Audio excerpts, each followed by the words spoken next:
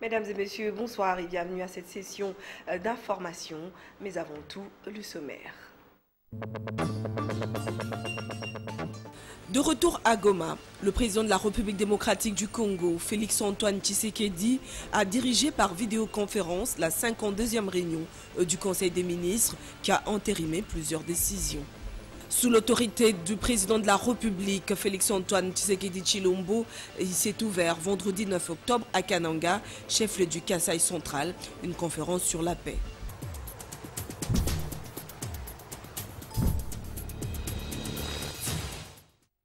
Une fois de plus, mesdames et messieurs, bonsoir et merci de choisir votre chaîne pour vous informer.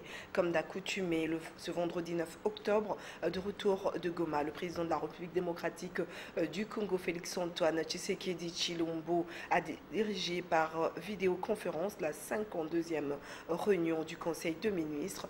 Au cours de cette réunion du gouvernement, Félix-Antoine Tshisekedi Tshilombo a informé aux membres du gouvernement plutôt, des mesures qu'il a annoncées lors de son séjour dans le Nord Kivu. La réunion du Conseil des ministres a donné l'occasion au vice-premier ministre de l'Intérieur de faire le bilan de la situation sécuritaire à travers le pays. Le compte rendu sera fait dans les heures qui suivent par le porte-parole du gouvernement. Avant de quitter Goma, le chef de l'État a tenu un point de presse où l'on a abordé plusieurs points d'actualité. Suivez. Au cours de la conférence de presse qu'il a donnée ce jeudi à Goma, le chef de l'État a fait la restitution de son séjour.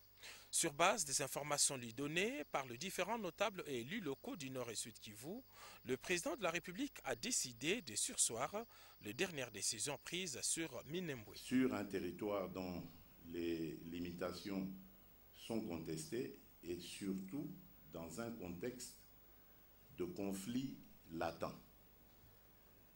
Et donc, pour moi, le salut du peuple est la loi suprême. Et je ne peux pas laisser un peuple, surtout le mien, un peuple au Congo, en danger. Voilà pourquoi j'ai décidé de purement et simplement annuler ce qui a été fait jusqu'ici. Mais je ne vais pas en rester là. Je vais très rapidement mettre une commission sur pied. Une commission composée uniquement de scientifiques et de préférence des scientifiques qui ne seront pas originaires de la région. Donc, c'est-à-dire ni du Nord Kivu, ni du Sud Kivu, ni de l'Ituri, rien du tout. C'est des gens qui viendront d'ailleurs et nous sommes capables de le faire, le Congo est grand. Au sujet du processus de désarmement, démobilisation et réinsertion communautaire, le chef de l'État a annoncé avoir obtenu un financement de 50 millions de dollars américains pour sa mise en application. Dans les prochains jours, le président de la République va nommer un coordonnateur national du DDRC qui dépendra directement de lui. Point. Et de l'autre côté, après Mwanda, la première dame se rendue à Boma. Suivi ce qu'a été les détails de sa visite. D'une vue aérienne, la cathédrale au beau milieu de la ville portuaire. Boma vit de moments particuliers depuis l'arrivée de l'épouse du chef de l'État en provenance de Mwanda. Dès les premières lueurs du jour, les Bomatraciens ont inondé le bâtiment administratif de la mairie, impatients de rencontrer la première d'entre les dames du pays. S'adressant à la population, Denise Nyakero Tshisekedi a exposé les raisons de sa visite, entre autres appuyer les femmes paysannes, soutenir les malades et formations médicales et encourager l'éducation des jeunes. Elle a en outre enregistré les doléances de la population en promettant de les transmettre fidèlement au président de la République. Poursuivant son programme, la première dame de la République a participé à une séance d'échange avec les jeunes sur l'importance de l'éducation et la lutte contre les pratiques néfastes à leur égard. Séance organisée par la Fondation Denis Nyakeru Tshisekedi et l'UNFPA en collaboration avec l'UNICEF. Des récits riches en émotions, aussi bien pour ces jeunes qui les exposent que pour l'assistance et qui ont permis à la première dame d'avoir une idée précise sur ce à quoi sont confrontés les jeunes de Boma. Un courage qui pousse à l'admiration. Aux jeunes filles, aux jeunes garçons quand même, pensez à vos études. C'est ça le plus important d'abord dans la vie. Vous avez l'obligation d'aller à l'école pour votre avenir. C'est très important. J'y tiens en tout cas, surtout pour la jeune fille. Vous avez entendu parler du programme Excellencia? Donc je compte sur vous. Je vois déjà le talent que j'ai vu là. Je pense que je vais être submergée par cette école. Donc je compte sur vous pour me faire les 85% afin d'accéder à ces bourses-là. Et je veux que vous alliez très loin, que vous excellez. Vraiment, je vois 4 jeunes filles là qui m'ont donné une fierté pas possible. Vraiment, j'espère et je compte sur vous. Parler de sexualité reste encore un tabou dans la culture né Congo. Face à ce déficit d'information sur le sujet, les jeunes sont exposés aux problèmes tels que le mariage précoce, grossesse indésirable, viol, MST et autres formes de violence basées sur le genre. D'où la nécessité de sensibiliser toujours et encore. Après ce moment de franc dialogue avec les jeunes, la première dame de la République est allée au centre d'apprentissage professionnel des jeunes désœuvreux de Boma. Pour sa 4e édition, 32 lauréats ont reçu des certificats en coupe et couture, esthétique, art culinaire et saponification. Et pour encourager ces religieuses qui œuvrent pour l'autonomisation des femmes et jeunes, des machines à coudre, équipements informatiques, produits esthétiques et autres ont été remis par la présidente de la Fondation Denis Nyakeru Tshisekedi. L'hôpital général de référence de Boma n'a pas été oublié par l'épouse du chef de l'État. Personnels soignants et malades ont eu leur moment privilégié avec la First Lady. Une assistance en vivres, non-vivres, médicaments et autres équipements a également été remis. Plusieurs autres activités sont encore prévues à Boma avant que la première dame et toute sa suite ne poursuivent leur itinérance dans le Congo central. Et pour que tous ces projets s'y tiennent en bonne et due forme, il faudra bien sûr qu'il y ait la paix sur tout le territoire de la République démocratique du Congo, raison pour laquelle il s'est ouvert à Kananga, chef-lieu du Kasaï central, une conférence sur la paix et la cohabitation pacifique entre la population Kuba et Mwika. Ces travaux, dont prennent part 147 participants, sont présidés par le vice-premier ministre de l'Intérieur, Innocent Bokele. Et suivez. Contribuer à la pacification, à la réconciliation entre les communautés locales à travers un dialogue sincère et franc dans le respect des limites établies, c'est l'objectif général de ces assises de 3 jours, soit du 9 au 11 octobre 2020. Un forum de tous les enjeux tels que les circonscrits Tarsis Kabatusula, gouverneur de province ad intérim du Kasaï central. Les délégués de 2 provinces se sont réunis ce matin dans cette salle de l'hôtel 12 maisons pour examiner ensemble les problèmes que nous ont proposés depuis un petit.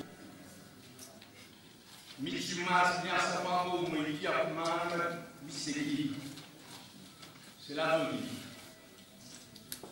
que les arbres qui sont ensemble à un même lieu peuvent se frotter les branches. Maître Dieudonné Pied-Métout-Côte, gouverneur de province du Kasaï, a insisté quant à lui sur le fait que ce forum est centré sur la paix entre Kasaï et Kasaï central et non entre les Kuba et les Luba. Nous ne sommes pas venus mettre la paix entre les Luba et les Luba.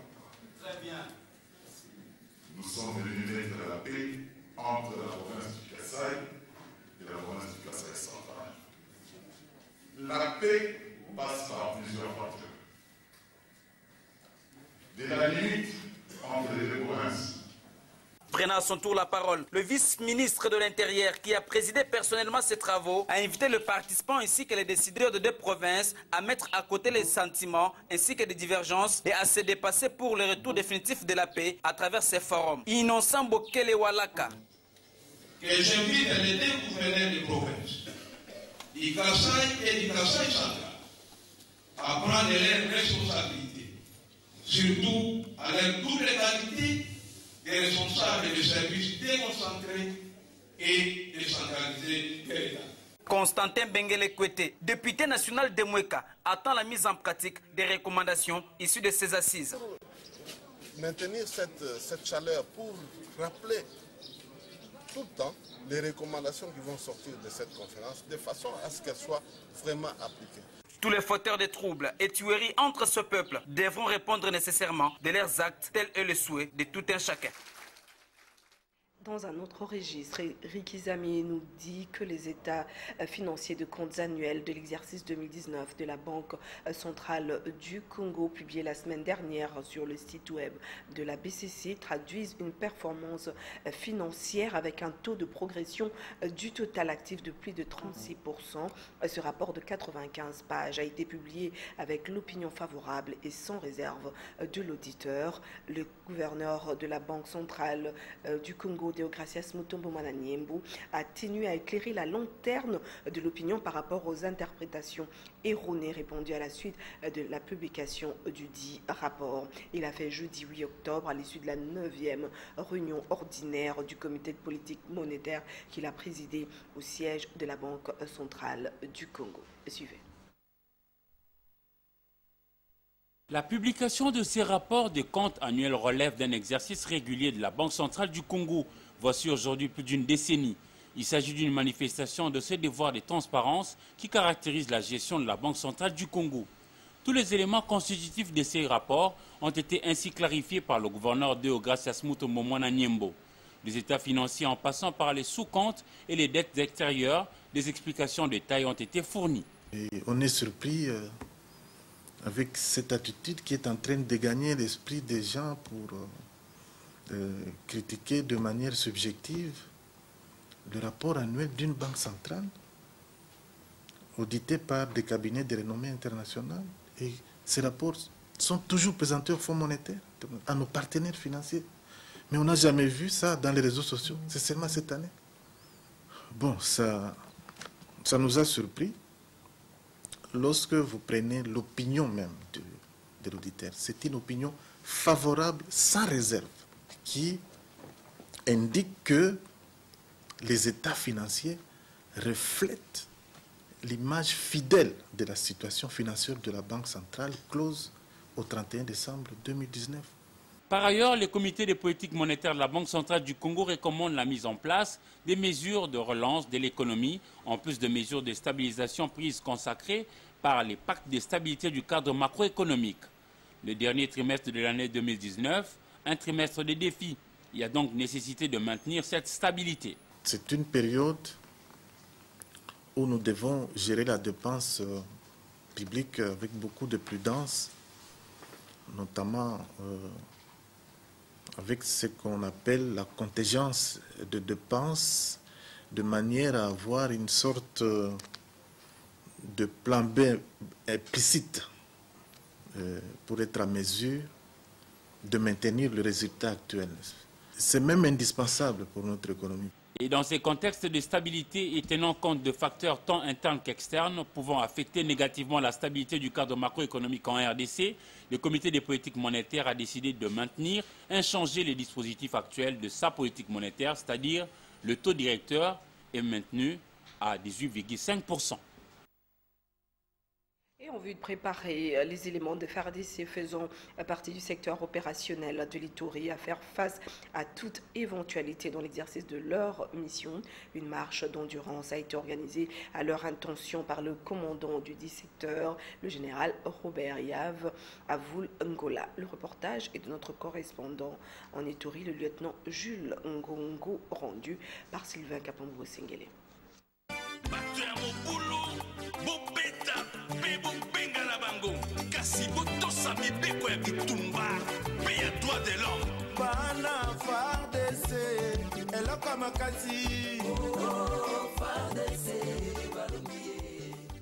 Mettre en condition les éléments de FARDC et avoir une posture robuste de défense, tel est l'objectif de cette marche d'endurance organisée par les secteurs opérationnels militaires sous la conduite du commandant secteur opérationnel de l'Ituri, le général Yavavoul Ngola Robert.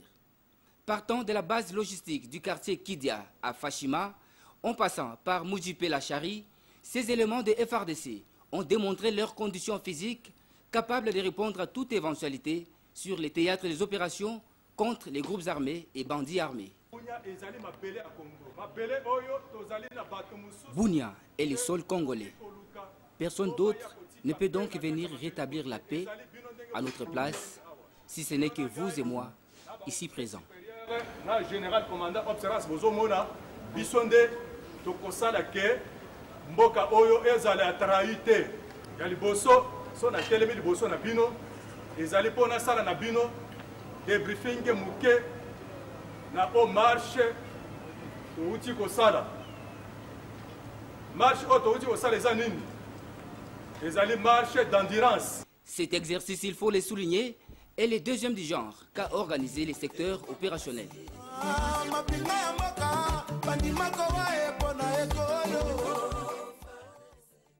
Revenons à Kinshasa pour vous dire que dans le souci de sécuriser et de garantir le développement du secteur du tourisme en République démocratique du Congo, la Société nationale d'assurance SONAS SA a organisé jeudi 8 octobre 2020 un atelier de sensibilisation à l'intention des opérateurs de ces secteurs. C'était à Béatrice Hôtel à Gombe. Willy Kacha et Patrick Polydor-Gazem. Les assurances, facteurs de sécurité et de développement du tourisme en République démocratique du Congo. C'est le thème autour duquel se sont déroulés les travaux de l'atelier de sensibilisation des opérateurs touristiques sur les assurances, jeudi 8 octobre 2020. Au cours de cet atelier, Béatrice Hôtel et le restaurant La Chaumière ont renouvelé leur contrat auprès de la SONAS. Quoi de plus normal que disons-nous? Il nous a paru logique de saisir cette opportunité de participer activement à cet atelier dont le leitmotiv est de regrouper les opérateurs touristiques en collaboration avec les experts du ministère du Tourisme, de l'Office national du tourisme et du secrétariat général au tourisme pour les sensibiliser à la consommation des produits d'assurance qu'offre la SONAS SA dans leur secteur d'activité. Honorables députés et sénateurs, mesdames et messieurs les opérateurs touristiques, pour la sécurité de vos biens et de vos touristes, c'est à la SONAS SA que notre modeste personne vous exhorte à vous adresser. L'amélioration de la qualité de ces services ne fait plus débat présentement, autant que les garanties qu'offre sa gamme de produits d'assurance met l'opérateur touristique en confiance vis-à-vis de ses touristes. Nous saluons. Ici est de savoir que le tourisme est l'un de ces secteurs qui ont le plus besoin d'être assurés. L'exemple de l'hôtel Béatrice et de la Chaumière, qui sont déjà couverts, doit inspirer, voire inciter les autres acteurs du secteur du tourisme à faire de même. Contrairement aux rumeurs, les parents devront faire face à la réalité. La rentrée scolaire prévue pour ce 12 octobre 2020, donc ce lundi, n'est pas reportée. Et suivez cet élément. Nous venons d'avoir une importante réunion avec son Excellence, Monsieur le Premier ministre, chef du gouvernement, autour notamment de la rentrée scolaire qui est certainement fixée au lundi 12 octobre 2020. Les questions épidémiologiques ont été certainement posées puisque le ministre de la Santé et même le secrétaire technique de la riposte, ils ont donné le tableau de la situation de la pandémie dans notre pays. Mais il s'avère que les signaux sont bons, les paramètres sont positifs et qu'il n'y a rien à craindre. Mais sauf qu'au niveau de l'école primaire et secondaire, on a redouté quand même la promiscuité, n'est-ce pas, des élèves par rapport à cette maladie, puisque la solution a été donnée par le ministre de la Santé. Il faut absolument que les élèves aient, n'est-ce pas, leur masque pour éviter la contamination en milieu scolaire. En ce qui concerne, et là, les 12, c'est 12 octobre 2020, il s'agit bien entendu de l'enseignement, de la reprise de cours, de la rentrée scolaire dans l'enseignement primaire, secondaire et technique. au niveau aussi de la formation professionnelle arts et métiers et aux affaires sociales. Mais en ce qui concerne l'ESU, l'enseignement supérieur et universitaire, il a été décidé de la reprise de cours, la reprise intégrale de cours, donc de la première année graduat jusqu'en deuxième année licence. Tout le monde, tous les étudiants doivent, n'est-ce pas, reprendre le chemin des universités et des instituts supérieurs. La date sera communiquée incessamment, donc le plus tôt possible. Mais à Kinshasa, les parents se plaignent de n'avoir pas suffisamment d'argent pour envoyer leurs enfants à l'école ce lundi, vu la hausse de trousses scolaires, mais aussi de frais scolaires et de la vente des uniformes dans les établissements. Suivez ce reportage de Epaphras Tumba et Patrick Borel-Mukendi.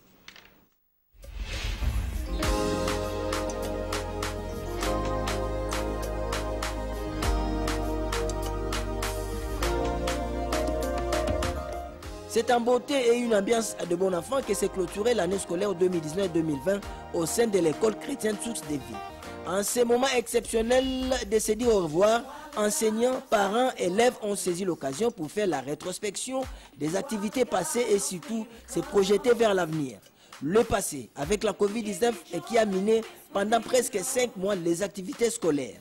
Malgré cette pandémie, à l'école chrétienne Source de Vie, le rythme était maintenu via l'application des cours en ligne. L'école s'est organisée pour nous envoyer des cours en ligne par Internet et aussi par des supports digitaux. Et ils ont envoyé des tests où les enfants ont travaillé. Et puis ils ont par rapport à ça évalué les enfants.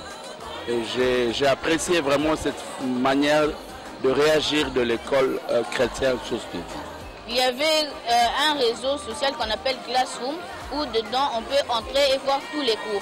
Il y a des cours en vidéo, il y a des cours où il y a des notes, il y a beaucoup de choses. Même quand on nous a donné les TENAFEP, nous avons réussi parce que nous faisions les cours. Nous avions fait les cours, nos révisions avec les parents, ils nous donnaient des exercices, nous faisions. Même l'école aussi nous donnait des exercices. Après on revenait, on donnait, et après on connaissait nos points. Pour cette année, la fête était double. Outre la clôture de l'année, l'école chrétienne Source de Vie commémore ses 20 ans d'existence. 20 ans de pleine activité qui avait comme source d'inspiration l'éternel Yahweh, le Fils de l'éternel. Et ça se fait à 20 ans aujourd'hui. Et nous avons eu droit à une journée particulière. Et nous disons merci Seigneur. Venons de passer une année particulière, il n'est pas besoin de rappeler les circonstances. Mais aujourd'hui, cette cérémonie prouve que nous avons pu bel et bien terminer notre année scolaire. L'émotion de pouvoir, pour célébrer cet événement, que nous ne pensions pas faire. Parmi les modules dispensés dans les programmes, l'anglais, la langue de Shakespeare demeure les tendons d'Achille dans le système éducatif au sein de l'école chrétienne Source de Vie.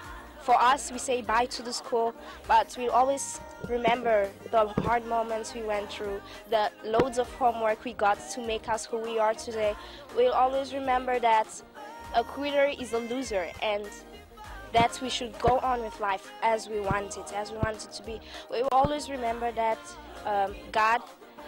God is first, and no matter what, God is first. Former, rien que former, l'école chrétienne Source de Vie à travers ses différentes extensions, à savoir ma campagne Spring of Life, Gombe Royal, Gombe Yada et Limité, ouvre davantage ses portes pour offrir des connaissances à ces nouveaux pensionnaires pour créer un autre Congo axé sur la culture du savoir et de l'excellence. Voilà, nos machines sont allées vite en besogne. Vous avez plutôt suivi les préparatifs de la rentrée de l'école Source de Vie. Et aujourd'hui, 9 octobre 2020, le monde entier célèbre la journée mondiale du handicap, une journée initiée depuis 2001 par l'Assemblée générale des Nations Unies. Les détails sont celles que Jenny Tamboy nous propose. À chaque journée, sa célébration dit-on. L'humanité entière célèbre la journée mondiale du handicap. Une date initiée en 2001 par l'Assemblée générale des Nations Unies. Plusieurs sources mentionnent que la journée du 9 octobre étant particulièrement consacrée au handicap, il faudra donc sensibiliser contre les préjugés sur les handicaps. Sachez que les droits des personnes handicapées constituent désormais un axe des possessions au cœur de plusieurs activités. Un seul bémol, Dans certains pays non développés tels que la République démocratique du Congo, les conditions de vie des personnes handicapées ne sont pas respectées. Voilà pourquoi ce processus permet de travailler à la mise en place d'une convention en faveur de la reconnaissance des droits pour les personnes handicapées. Enfin, de les valoriser comme tout être humain et leur apprendre d'autres métiers. Ainsi, favoriser la prise en compte des handicapés par le gouvernement et permettre ainsi d'assurer la jouissance pleine et entière par les personnes handicapées sur le même pied. Donc, ne laissez personne de côté. Parole du secrétaire général de l'ONU, Antonio Guterres. En juin dernier, j'ai lancé la stratégie des Nations Unies pour l'incursion du handicap, qui vise à fixer des objectifs plus ambitieux et améliorer nos résultats en matière d'inclusion du handicap dans tous nos domaines d'action et partout dans le monde.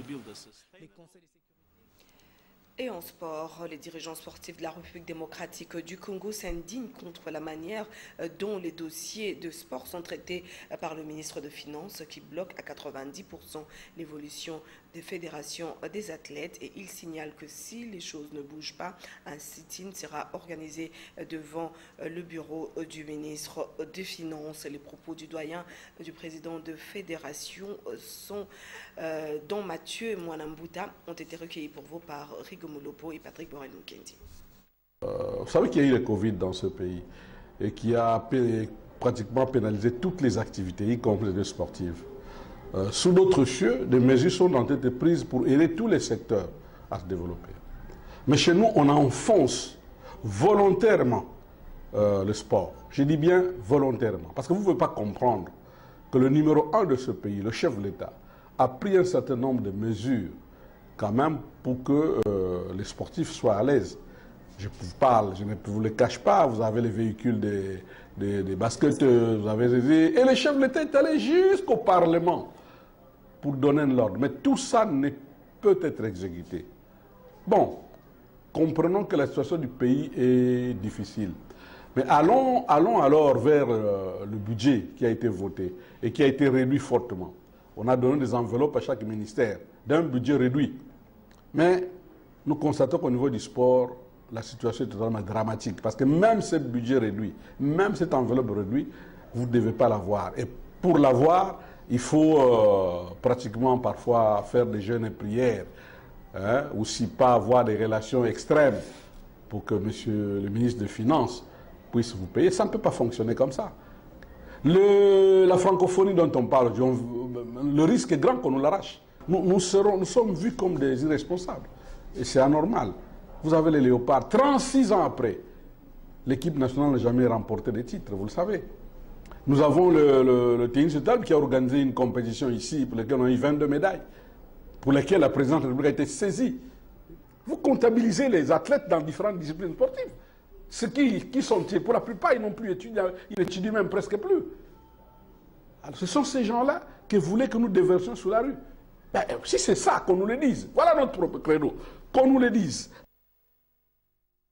À présent, je vous prie de suivre l'actualité africaine en condensé par nos confrères de La Voix de l'Amérique.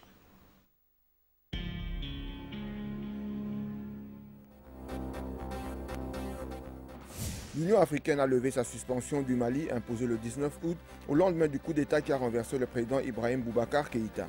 Jeudi, les anciens otages, l'opposant Soumaïla Cissé et l'humanitaire française Sophie Pétronin ont été libérés.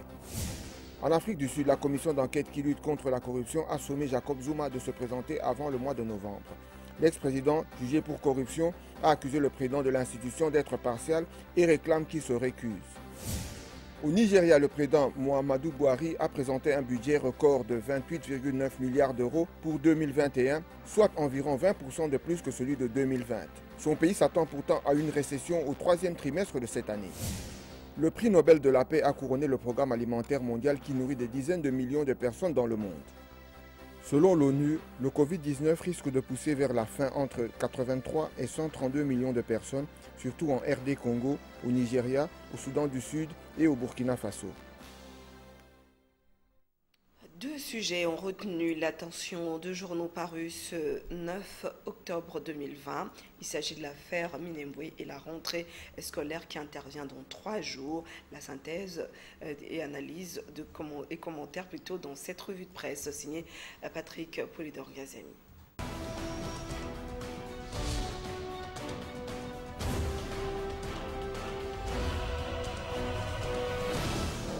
Les différentes parutions de ce vendredi 9 octobre 2020 sont largement revenues sur la conférence de presse du chef de l'État hier à Goma, chef-lieu du Nord Kivu, plus particulièrement sur sa position sur l'affaire Minembwe.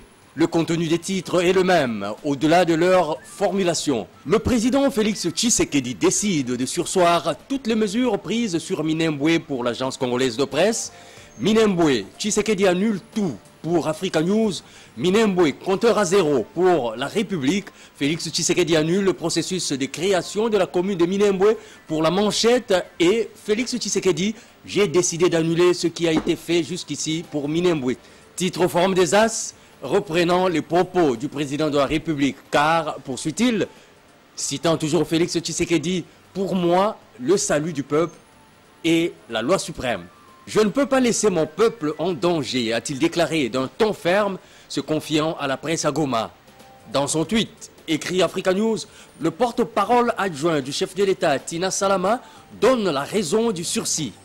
Il a été observé des irrégularités dans la création en 2013 et l'installation de la commune de Minembwe en 2020, précise-t-elle. Tout a l'air d'une tricherie de grand chemin, écrit à propos La République, d'autant plus que les animateurs de ce hold-up avaient capitalisé le dernier séjour de Fachi à Bruxelles pour commettre leur forfait. Au cours de sa conférence de presse, renseigne par ailleurs l'agence congolaise de presse, le chef de l'État a annoncé la mise sur pied d'une commission des experts scientifiques non originaires avec mission de retracer toutes les limites du territoire. Ces experts, précise Félix Tshisekedi, vont travailler avec l'appui des autochtones que sont les Babembe, les Fuliro, les Nindu, qui, selon La Manchette, conteste la création de la commune rurale de Minembwe que le journal considère comme la commune de la discorde, une commune qui échauffe les esprits au Sud Kivu. Rentrée scolaire. Le vrai modérateur parle d'une rentrée des classes mouvementée eu égard au tollé soulevé par les propos du cardinal Fridolin Ambongo, selon lesquels tout enseignant de l'école conventionnelle catholique doit être un fidèle catholique qui pratique la foi de cette religion, étant donné que la catéchèse figure dans les programmes scolaires de toutes les écoles catholiques de la République. Pour ceux qui ne sont pas d'accord avec cette décision, parmi lesquels le ministre de la Jeunesse, Billy Kambale, et le secrétaire général du syndicat des enseignants du Congo, SIECO, la RDC est un pays laïque et les religions doivent respecter les lois du pays.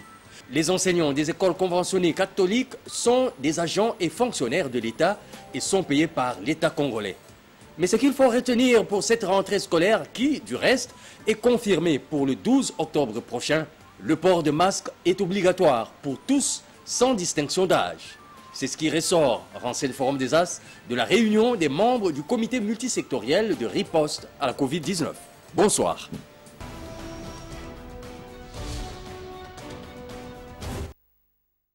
Fin de cette session d'information, mais avant de la clore complètement, le rappel de titre. De retour à Goma, le président de la République démocratique du Congo, Félix-Antoine Tshisekedi, a dirigé par vidéoconférence la 52e réunion du Conseil des ministres qui a entérimé plusieurs décisions. Sous l'autorité du président de la République, Félix-Antoine Tshisekedi Tshilombo, il s'est ouvert vendredi 9 octobre à Kananga, chef-lieu du Kasaï central, une conférence sur la paix.